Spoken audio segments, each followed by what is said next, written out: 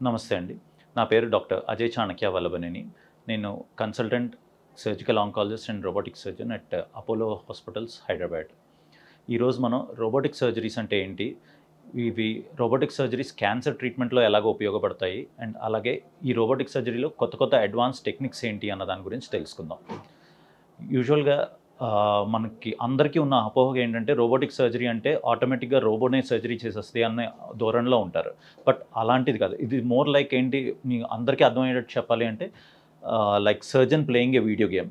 మనం ఎలాగైతే video game ఆడుతున్నప్పుడు కన్సోల్‌లో మనం ఆడుతున్నప్పుడు అక్కడ టీవీలో మనకి అక్కడ క్యారెక్టర్ గాని ఎలా ప్లే చేస్తుందో ఇది కూడా అలాగే. సర్జన్ ఒక కన్సోల్‌లో ఉంటారు. పేషెంట్ బాడీలో మనం రోబోటిక్ ఆర్మ్స్ డిప్లాయ్ చేస్తాం. సో, ఈ ఆర్మ్స్ మన పేషెంట్ డాక్టర్ మూవ్‌మెంట్స్ ఎలా చేస్తారో అలాగా ఈ ఆర్మ్స్ లోపల పేషెంట్ బాడీలో మూవ్ అవుతూ ఉంటాయి. సో, ఈ రోబోటిక్ టెక్నాలజీ వల్ల ఏంటి అంటే 3 విజన్ ఉంటుంది. మ్యాగ్నిఫైడ్ 3 విజన్ ఆల్మోస్ట్ 10 టైమ్స్ ఎక్కువ మ్యాగ్నిఫై అవుతుంటది. మనం చూసే ఇమేజెస్ అవన్నీ. అండ్ అలాగే ఈ రోబోటిక్ ఆర్మ్స్‌కి వ్రిస్టెడ్ మూవ్‌మెంట్స్ ఉంటాయి. యూజువల్‌గా మనం కన్వెన్షనల్ లాప్రోస్కోపీ అది చూసుకుంటే it has only 2 degrees of movements.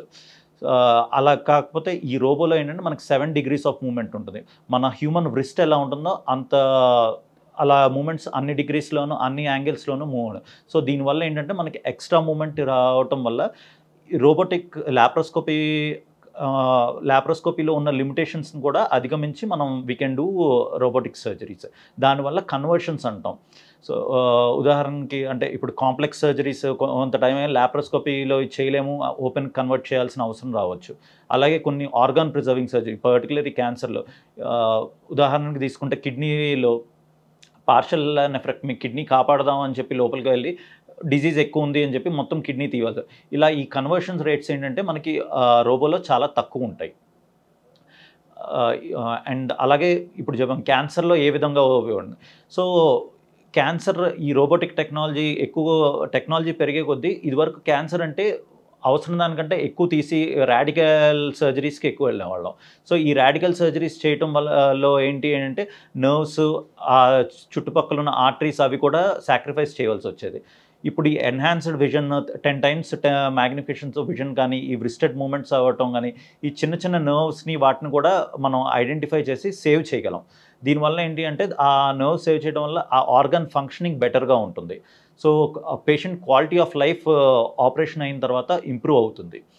And కొన్ని కేసెస్‌లో లైక్ ప్రాస్టేట్ క్యాన్సర్‌లో ఇదివరకు ఏంటి అంటే quality of life decent quality of life offer చేయలేకపోయేవాళ్ళం సర్జరీ చేసిన తర్వాత.